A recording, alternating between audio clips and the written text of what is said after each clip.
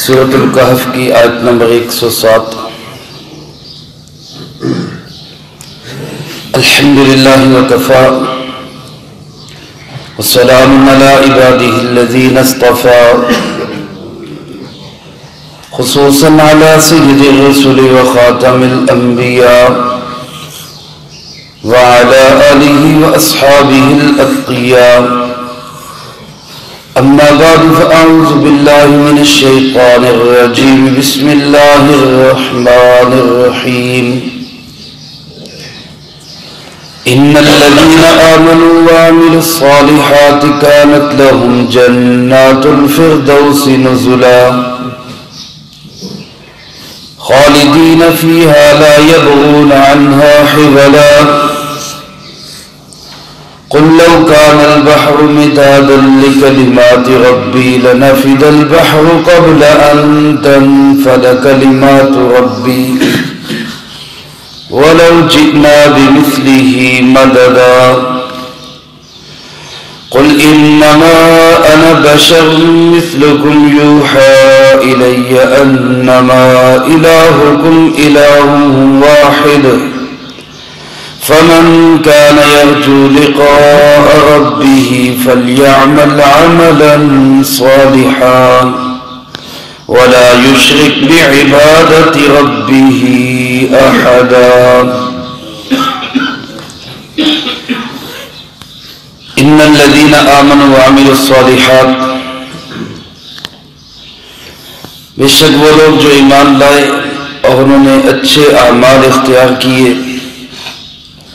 کانت لہم جنات الفردوس نزلا، ان کے لیے مہمان نوازی ہوگی فردوس کے بالا خانوں میں، خالدین فیہا، ہمیشہ ہمیشہ اس میں رہیں گے، لا یبغون عنہا حولا، چاہیں گے ہی نہیں اس سے بدل جانا۔ قل لو کان البحر مدادا،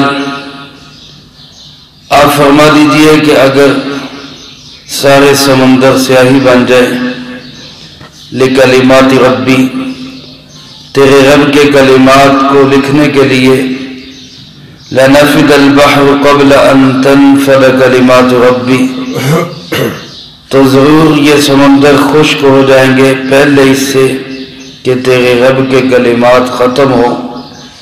ولو جئنا بمثلہ مددا، اگرچہ ہم لے آئے اتنی ہی مثل اور سیاہی بھی۔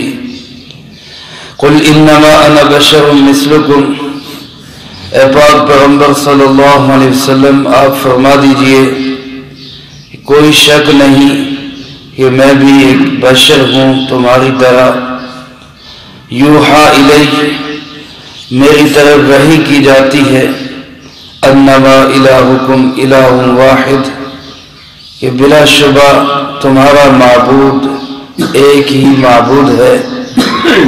فمن کان یرجو لقاء ربی، بس جو کوئی چاہتا ہے اپنے رب سے ملاقات کرنا، فلیعمل عملا صالحا، اس کو چاہیے کہ وہ اچھے نیک اعمال اختیار کرے، ولا یشرک بعبادت ربہ احدا، اور اپنے رب کی عبادت میں کسی کو بھی شریک نہ ٹھہرائے۔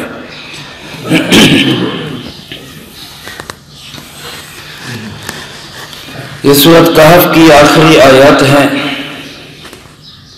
ازالۃ الخفا میں حضرت شاہ ولی اللہ رحمۃ اللہ علیہ نے نقل کیا ہے، حضرت سیدنا عمر فاروق رضی اللہ تعالیٰ عنہ ارشاد فرماتے ہیں کہ جو شخص رات سونے سے پہلے سورۃ کہف کی ان آیات مبارکہ کو تلاوت کرے گا، اللہ رب العزت سر سے پاؤں تک اس کے جسم کو منور فرما دیں گے۔ اس لیے اگر یہ آیات مبارکہ یاد ہو جائیں یا دیکھ کے پڑھ لی جائیں، رات سونے سے پہلے یہ آیات مبارکہ پڑھ کے سونا چاہیے۔ اللہ رب العزت نے ان آیات مبارکہ میں اہل ایمان کا، صحیح عقیدے اور نظریے والوں کا آخرت کے اندر جو ان کے ساتھ مہمان نوازی ہوگی، جو اکرام ہوگا، اس کا تذکرہ فرمایا۔ اس سے پہلے پوری صورت مبارکہ میں آپ سماعت فرما چکے کہ وہ لوگ جو عقیدے کے لحاظ سے غلط ہیں، نظریے فکر اور سوچ کے لحاظ سے غلط ہیں، ان کا مقابلہ ان لوگوں سے بتایا گیا جن کا عقیدہ، نظریہ اور جن کا دین اور ایمان صحیح ہے، بالخصوص اصحاب کہف، جنہوں نے اپنا عقیدہ اور نظریہ بچانے کے لیے بادشاہ وقت سے ٹکر لی، اس وقت کے تمام معاشرے کے ساتھ ٹکر لی اور اپنے عقیدے اور نظریے پہ قائم رہے۔ اللہ نے ان کو کیسی عزتوں سے نوازا۔ اللہ ہم سب کو بھی اپنا صحیح عقیدہ اور نظریہ قائم رکھنے کی توفیق نصیب فرمائے۔ وَمَا إِنَّ الَّذِينَ آمَنُوا وَعَمِلُوا الصَّالِحَاتِ، وہ لوگ جو ایمان لائے اور انہوں نے اپنے اعمال کو سنوارا، اچھے اعمال اختیار کیے۔ گزشتہ درس میں بھی عرض کر چکا ہوں، کسی بھی عمل کے قبول ہونے کے لیے بنیادی طور پہ 3 شرطیں ہیں۔ پہلی شرط یہ ہے کہ ایمان ہو، ایمان کے بغیر کوئی عمل صالح نہیں، نہ کوئی کسی کام آنے والا ہے۔ دوسری شرط اخلاص کی ہے، اخلاص ہو، اور تیسری شرط یہ کہ اس کا طریقہ جناب محمد کریم صلی اللہ علیہ وسلم کے طریقے کے مطابق، اس کے بغیر عمل کی کوئی حیثیت نہیں۔ تو ان الذین آمنوا وعملوا الصالحات، ایمان پہلی شرط ہے۔ اس کے بعد فرمایا اعمال صالحہ، اعمال صالحہ میں حقوق اللہ بھی ہیں، حقوق العباد بھی ہیں، اللہ کے حق بھی ادا کیے جائے، نماز، روزہ، حج، زکوٰۃ، حلال کمانا، یہ سب حقوق اللہ ہے۔ اور حقوق العباد کیا ہے؟ کسی کو تکلیف نہ دی جائے، کسی کو گالم گلوچ نہ کی جائے، کسی کو جسمانی اذیت نہ پہنچائی جائے، کسی کو مالی طور پہ پریشان نہ کیا جائے، کسی کی ایک پائی ہمارے ذمے نہ ہو، وہ وراثت کے اعتبار سے ہو، وہ معاملات کے اعتبار سے ہو، وہ کاروباری لین دین کے اعتبار سے ہو، وہ قرض کے اعتبار سے ہو، کسی حق والے کا حق ہمارے ذمے نہ ہو۔ یہ اعمال صالحہ، اور جن لوگوں نے یہ اعمال صالحہ اختیار کیے ایمان کے ساتھ، اللہ پاک فرماتے کانت لہم جنات الفردوس نزلا، ان کی مہمان نوازی فردوس کے باغات میں ہوگی۔ گزشتہ آیات میں آپ سماعت فرما چکے، اہل جہنم کے لیے بھی اللہ نے نزل کا لفظ ارشاد فرمایا۔ کافروں کے لیے نزل ہوگی مہمان نوازی، نزل مہمان نوازی کو کہتے ہیں، ان کی مہمان نوازی ہوگی جہنم سے، اور اہل ایمان کی مہمان نوازی ہوگی فردوس کے باغات سے۔ فردوس عربی زبان کا لفظ ہے، یہ عجمی کا، اس میں 2 رائے ہیں، بعض حضرات فرماتے ہیں یہ عجمی، بعض فرماتے ہیں عربی، اور جنہوں نے فرمایا یہ عجمی ہے ان میں پھر آراء مختلف ہیں، حبشی زبان کا لفظ ہے، سریانی زبان کا لفظ ہے، یا کسی اور زبان کا لفظ ہے۔ بہرحال گھنے اور سخت سائے والے باغ کو کہا جاتا ہے فردوس۔ اللہ پاک نے ارشاد فرمایا کہ ایسے گھنے باغات کے اندر ان کی مہمان نوازی ہوگی، ایسا منظر خوشنما منظر لگتا ہے۔ اور آپ صلی اللہ علیہ وسلم نے ارشاد فرمایا اللہ سے جب بھی مانگو تو جنت الفردوس مانگو، فرمایا یہ جنت کا سب سے اعلیٰ حصہ ہے، اور اسی سے جنت کی ساری نہریں نکلتی ہیں، اور اسی کے اوپر اللہ کا عرش ہے جو اس جنت کی چھت ہے۔ گویا سب سے بلند بالا جنت، سب سے اعلیٰ جنت جنت الفردوس ہے۔ اللہ ہم سب کو نصیب فرمائے۔ فرمایا ایسے ایمان والوں کی مہمان نوازی کہاں پہ ہوگی؟ جنت الفردوس کے اندر، اور پھر خالدین فیہا، ہمیشہ ہمیشہ اس میں رہیں گے، چند دن کے لیے نہیں۔ یا انسان اچھے خوبصورت مقامات پہ جاتا ہے، ثواب گلگت کلام کی طرف جاتا ہے، خوشنما مناظر دیکھ کے دل خوش ہو جاتا ہے، لیکن وہاں جاتا ہے انسان عارضی طور پر چند دن کے لیے۔ جو وہاں رہ رہے ہیں وہ بھی مستقل نہیں، وہ بھی چند دن کے لیے۔ اور ان مناظر کی جنت کے مقابلے میں کوئی حیثیت ہی نہیں ہے. جنت ان سے کہیں اعلیٰ خوبصورت ہے، اور پھر اس خوبصورتی میں ہمیشہ ہمیشہ رہیں گے، کبھی ختم نہیں ہوگی. ہمیشہ کی صحت، ہمیشہ کی جوانی، ہمیشہ کی نعمتیں، ہمیشہ کی زندگی، کبھی موت نہیں، کبھی بیماری نہیں، کبھی بڑھاپا نہیں، کبھی نعمتیں چھینی نہیں جائے گی. اور اگلی بات عجیب فرمائی، لا یبغون عنہا حولا. اہل جنت اس جنت کے اندر کوئی تبادلہ بھی نہیں چاہے گے. انسان ہے نا، ایک ہی چیز دیکھ دیکھ کے اکتا جاتا ہے. بہت اچھی شاندار کوٹھی بناتا ہے، لیکن کچھ ہی سالوں کے بعد کہتے ہیں یار کچھ اس میں ڈیزائننگ چینج ہونی چاہیے، اب سیلنگ بدلنی چاہیے، اب دیواروں کے کلر بدلنے چاہیے، اب جو ہے اس میں جو ہے کوئی اور اچھا ڈیزائن آنا چاہیے. اکتا جاتا ہے. لیکن جنت کے اندر اکتاہٹ نہیں ہے. روز بروز اس کے حسن میں اضافہ ہوگا، روز بروز اس کی خوبصورتی کے اندر ایسا خوشنمائی آئے گی کہ انسان کا دل اکتائے گا ہی نہیں. کوئی جنتی یہ نہیں چاہے گا کہ میری جنت میں کوئی چیز تبدیل کر دی جائے. ہر چیز دوسری چیز سے اعلیٰ، خوشنما، دل کو لبھانے والی اور دل کو بہلانے والی، جس سے کبھی دل اکتائے گا نہیں. تو جب دل اکتائے گا نہیں تو تبدیلی یا تبادلہ انسان کیسے وار چاہے گا. فرمایا دیکھو اللہ کے کلمات بہت بڑے ہیں. حضرت موسیٰ علیہ السلام سے پوچھا گیا سب سے بڑا عالم کون؟ لغزش ہو گئی، دھیان اس طرف نہیں کیا، حقیقت ہی بتلائی کہ سب سے بڑا عالم میں ہوں. اللہ پاک نے امتحان میں ڈال دیا کہ نہیں، آپ سے بڑے عالم خضر علیہ السلام، ان سے علم حاصل کرے جا. اس طرف گئے ہیں، پورا ایک پیچھے واقعہ آپ پڑھ چکے ہیں. اور وہاں پہ خضر علیہ السلام نے حضرت موسیٰ علیہ السلام سے یہ کہا تھا، جب کشتی میں سوار ہوئے اور کشتی پہ بیٹھے ایک چڑیا نے معمولی سا پانی اپنی چونچ میں لیا.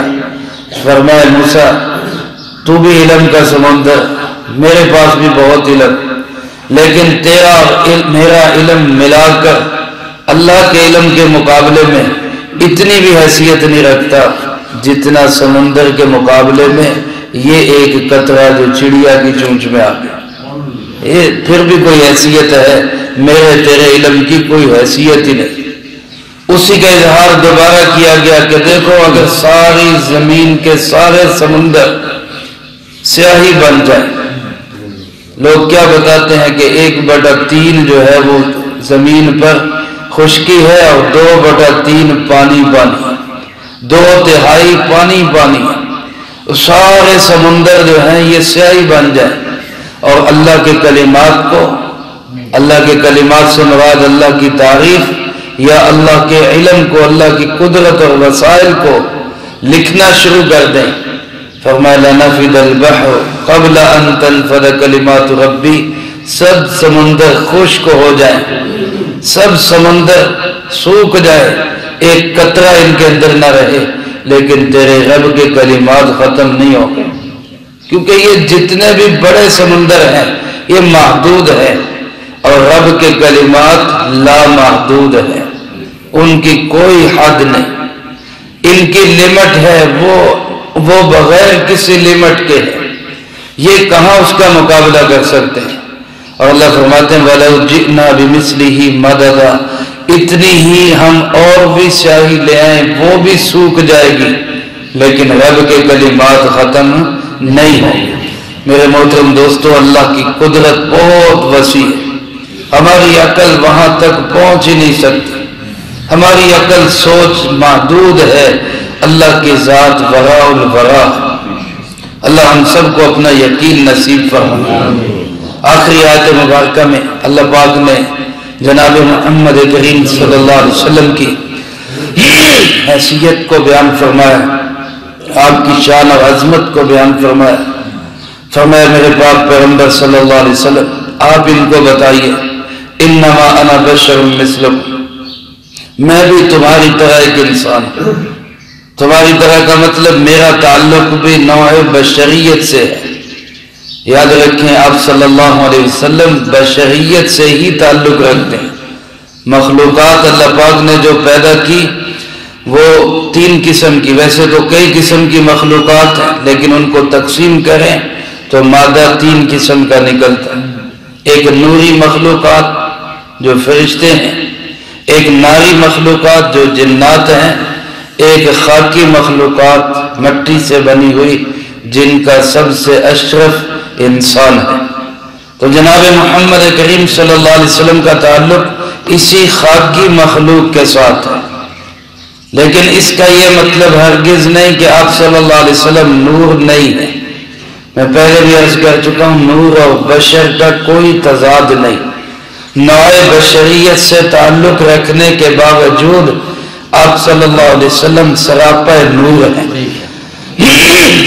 نور ہونے کا مطلب یہ نہیں کہ فرشتے ہیں یا نورانی مخلوق سے تعلق ہے۔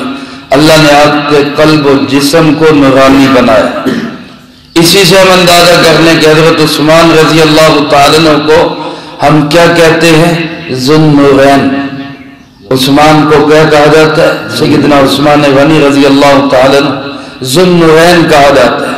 ذو النورین کا معنی 2 نوروں والا۔ ان کو 2 نوروں والا کیوں کہا جاتا ہے؟ اللہ کے محبوب صلی اللہ علیہ وسلم کی 2 بیٹیاں یکے بعد دیگرے، ایک کے بعد دوسری ان کے نکاح کے اندر آئی، حضرت رقیہ اور حضرت ام کلثوم رضی اللہ تعالیٰ عنہ۔ تو 2 بیٹیوں کے نکاح میں آنے کی وجہ سے ان کو کہا گیا 2 نوروں والا۔ تو جس کی بیٹیاں نور ہیں وہ خود نور نہیں ہوگا بھلا؟ جس کی بیٹیاں نور ہیں وہ خود کیا ہوگا؟ وہ بھی تو نور ہی ہوگا۔ تو رسول اللہ صلی اللہ علیہ وسلم نور ہیں، آپ نوع بشریت سے تعلق رکھتے ہیں، سید البشر فخر البشر ہے۔ نہ آپ کو بشریت سے نکالا جا سکتا ہے، نہ آپ کو نورانیت سے نکالا جا سکتا ہے۔ لیکن یہ بھی غلط ہے کہ کوئی الزام لگائے کہ جی اپنے جیسا انسان کہتے ہیں۔ کوئی آدمی کیسے یہ کہہ سکتا ہے کہ میرے میں اور رسول اللہ صلی اللہ علیہ وسلم میں کوئی فرق نہیں؟ العیاذ باللہ من ذالک۔ رسول اللہ صلی اللہ علیہ وسلم نوع بشریت سے تعلق رکھنے کے باوجود تمام انسانوں میں، تمام مخلوقات میں اللہ کے نزدیک سب سے افضل اور برتر ہے۔ بعد از خدا بزرگ توئی قصہ مختصر، اللہ کے بعد سب سے بڑی شان، سب سے بڑی ہستی جناب محمد کریم صلی اللہ علیہ وسلم کی ہستی۔ لیکن فرمایا میں تمہاری طرح بشر ہوں، یوحا میری طرف وحی کی جاتی ہے۔ میرا اور تمہارا فرق یہ کہ میں اللہ کا نبی ہوں، تم میرے امتی ہو، میری طرف وحی کی جاتی ہے، تم نے اس وحی پہ عمل کرنا ہے۔ اور وہ وحی کیا ہے کہ انما الہکم الہ واحد، تمہارا معبود ایک ہی معبود ہے، اکیلا ہے، تنہا ہے، اس کا کوئی ساجی اور شریک نہیں، اور وہ کون ہے؟ وہ اللہ۔ لہذا فمن کان یرجو لقاء ربی، جو شخص اپنے رب کی ملاقات کی امید رکھتا ہے، جس کو یقین ہے کہ میں نے اپنے رب سے ملنا ہے، وہ اعمال صالحہ اختیار بھی کرے اور اپنے رب کے ساتھ کسی کو شریک بھی نہ ٹھہرائے، کسی کو شریک نہ ٹھہرائے۔ یہاں جو شرک سے منع کیا گیا تو بعض روایات سے معلوم ہوتا ہے، کسی نے پوچھا اللہ کے محبوب میرا دل کرتا ہے جہاد کے لیے جاؤں، اور یہ بھی دل میں تمنا اٹھتی ہے لوگ میری تعریف کریں۔ آپ نے فرمایا یہ شرک ہے، یہ ریاکاری ہے، یہ شرک ہے، اس سے بچو۔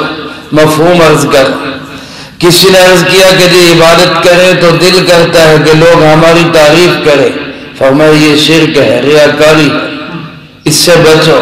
اور آپ نے فرمایا مجھے اپنی امت کے بارے میں سب سے زیادہ خوف شرک اصغر کا ہے، یعنی ریاکاری کا، لوگوں کو دکھلانے کے لیے کام کریں۔ تو یہاں جس شرک سے منع کیا گیا یہ یہی ریاکاری اور دکھلاوا ہے۔ بعض روایات سے یہ بھی معلوم ہوتا ہے کہ اگر کوئی کسی کی نیکی پہ تعریف کرے تو یہ اللہ کی نعمت ہے، حضرت ابو ہریرہ رضی اللہ تعالیٰ عنہ ارشاد فرماتے ہیں، میں نے عرض کی رسول اللہ صلی اللہ علیہ وسلم سے کہ میں بعض اوقات گھر میں نماز پڑھ رہا ہوتا ہوں، اچانک کوئی آ جاتا ہے اور وہ مجھے نماز میں دیکھ کے خوش ہوتا ہے، تعریف کر دیتا ہے تو میرا دل بھی خوش ہو جاتا ہے، تو کیا یہ ریاکاری ہے؟ آپ صلی اللہ علیہ وسلم نے فرمایا نہیں، یہ تو تجھے ڈبل اجر ملے گا، ایک یہ کہ تو نے خفیہ عبادت کی اور ایک یہ کہ تیری عبادت ظاہر ہوگی، دوہرا اجر ملے گا۔ حضرت ابو ذر غفاری رضی اللہ تعالیٰ عنہ فرماتے ہیں، اللہ کے محبوب، میں بعض اوقات نیکی کا کوئی کام کرتا ہوں، میرا دل نہیں چاہتا لیکن لوگ تعریف کر دیتے ہیں، تو اس کے متعلق آپ کیا ارشاد فرماتے ہیں؟ تو آپ نے فرمایا تلک عاجل بشر المؤمن، یہ تو مومن کے لیے اچھی بشارت ہے جو جلدی مل گئی، یہ تو مومن کے لیے ایک اچھی خوشخبری ہے جو اللہ نے جلدی نصیب کر دی۔ تو لہذا علماء فرماتے ہیں کہ اپنے دل میں تو یہ نہیں ہونا چاہیے کہ کوئی میری تعریف کرے، کوئی مجھے اچھا سمجھے، لیکن اگر کوئی تعریف کر دے تو اس کو اللہ کی نعمت سمجھنا چاہیے، اللہ کی نعمت ہے۔ لہذا ریاکاری، شرک اور دکھلاوے، نام و نمود سے ہمیں اپنے اعمال کو پاک رکھنا، ورنہ اعمال ضائع ہو جائیں گے۔ اور اس کے باوجود، اخلاص کے باوجود اگر لوگ اچھا سمجھتے ہیں تو اس کو سمجھے کہ یہ اللہ کی طرف سے بہت بڑی نعمت ہے، اللہ نے نصیب فرما دی۔ اللہ مجھے آپ کو سب کو سورت مبارکہ کے تمام مضامین کو زندگی میں لا کے دوسروں تک پہنچانے کی توفیق عطا فرمائے۔ اللہم لک اب مسجد میں باجماعت نماز فرائض کا مسجد میں پڑھنا افضل ہے، اور اسی طرح زکوٰۃ کے متعلق علماء فرماتے ہیں کہ اعلانیہ دینا بہتر ہے تاکہ فرائض کا اظہار ہو، اس میں دکھلاوا مقصود نہیں، اس میں مقصود ترغیب ہے تاکہ دوسرے بھی اس عمل کو کریں۔ اور مسجد میں باجماعت نماز بھی اسی میں سے ہے، اس کے بہت سارے فوائد ہیں۔ یہ ریاکاری نہیں ہے، یہ اپنے اعمال کا اللہ رب العزت کے سامنے بھی اظہار ہے اور دنیا کو بھی دکھانا ہے کہ ہم اللہ کی عبادت کرنے والے لوگ ہیں۔ اللہم لک الحمد کما ینبغی لجلال وجہک وعظیم سلطانک، اللہم لا احصی ثناء علیک انت کما اثنیت علی نفسک، اللہم لک الحمد کما انت اہلہ، فصلی علی محمد کما انت اہلہ، وافعل بنا ما انت اہلہ، فإنک اہل التقوی واہل المغفرہ۔ اللہم ربنا ظلمنا انفسنا وإن لم تغفر لنا وترحمنا لنكونن من الخاسرين، اللهم إنا على ذكرك وشكرك وحسن عبادتك۔ اے مولا کریم، سورۃ الکہف کا درس مکمل ہوا، اس کو اپنی بارگاہ میں قبول فرما۔ اے اللہ، اس میں بہت سی کمیاں کوتاہیاں رہ گئی، اپنی رحمت سے معاف فرما۔ اے اللہ، اس کا مقبول اجر و ثواب ہمارے پیارے آقا جناب نبی پاک صلی اللہ علیہ وسلم کی روح مبارک کو ہدیۃً نصیب فرما۔ آپ کے توسل سے تمام انبیاء، تمام صحابہ، تمام اولیاء اللہ، بزرگان دین، بالخصوص اصحاب کہف اور اسکندر ذوالقرنین، حضرت خضر علیہ السلام، اے مولا کریم، ان تمام مقدس ہستیوں کو اس کا اجر و ثواب نصیب فرما۔ تمام مرحومین کی قبور کو جنت کا باغ بنا، سب کے درجات کو بلند فرما۔